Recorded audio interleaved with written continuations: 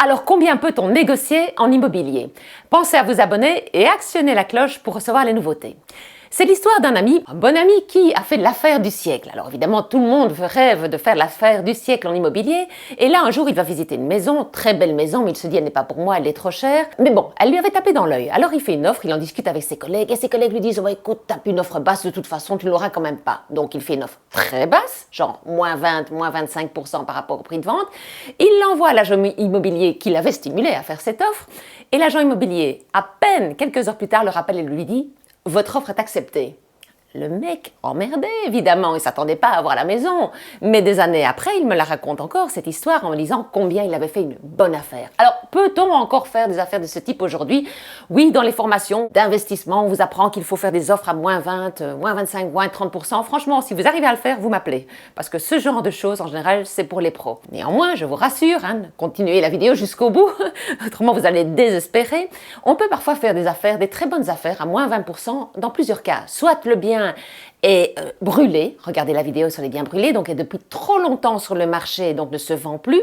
Allez voir la vidéo, je ne recommence pas les explications. Donc les biens grillés, les biens brûlés sont des affaires. Les biens où il y a beaucoup de travaux, en général, ils ne sont pas convoités par la majorité des gens et donc comme la demande n'est pas forte, le prix s'en ressent. Ou alors parfois, il peut arriver qu'un vendeur, un agent immobilier, sans critiquer mes confrères, mais viennent d'une autre région, ne connaissent pas bien les prix et sous-estiment la valeur du bien. Ça m'est déjà arrivé. Donc voilà, on y croit. Mais bon, restons les pieds sur terre, la plupart du temps, ça n'arrive pas. Alors, que peut-on espérer? 10% de négociation? Eh ben non, que nenni. Oui, avant, du temps où on mettait des panneaux devant les maisons et on pouvait faire notre baratin en tant qu'agent immobilier, ce temps-là est fini. Alors les 10%, ça correspondait à quoi? Ça correspond en fait au pourcentage de surévaluation naturelle d'un propriétaire. Un propriétaire, c'est humain, il a fait des travaux, il y est attaché émotionnellement, il estime sa maison 10% trop cher. Donc ces 10%-là ont un sens, mais aujourd'hui plus. Car avec Internet, et oui, 94% des transactions, 94% des transactions passent par Internet. Et avec Internet, aujourd'hui, les gens reçoivent directement l'alerte. Le bien est en vente. Et les gens qui sont à l'achat, qui sont au taquet, ce sont là, ceux-là les meilleurs acheteurs. Ils réagissent directement.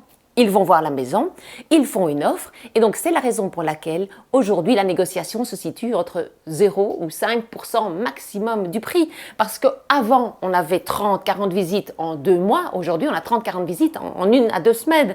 Donc imaginez tous les acheteurs qui viennent sur le moment même et ils négocient les prix, en tout cas pas beaucoup, parce que quand vous venez et que vous voyez qu'il y a 30 autres personnes qui sont derrière vous pour la voir à la maison, vous négociez moins. Donc aujourd'hui, la tendance est plus au juste prix. Alors qu'est-ce que le juste prix? Je vous renvoie vers la vidéo sur la pyramide des acheteurs, la sensibilité au prix. Le juste prix, c'est le prix que l'on connaîtra après. Évidemment, on ne le connaît jamais avant. Néanmoins, et c'est le paradoxe en immobilier, au plus on est au juste prix, au plus cher se vend la maison, car au plus on a d'amateurs.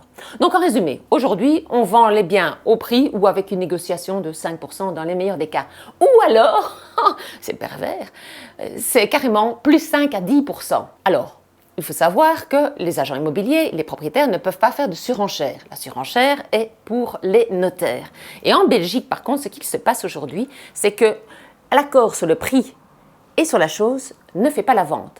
La jurisprudence estime qu'en immobilier, il y a trop de choses qui rentrent en ligne de compte et donc il est important et que la vente ne se fait pas en disant voilà, j'ai vu le bien à vente, je l'achète, elle est pour moi. Moi, j'ai des clients qui m'appellent souvent comme ça, ils me disent je suis le premier.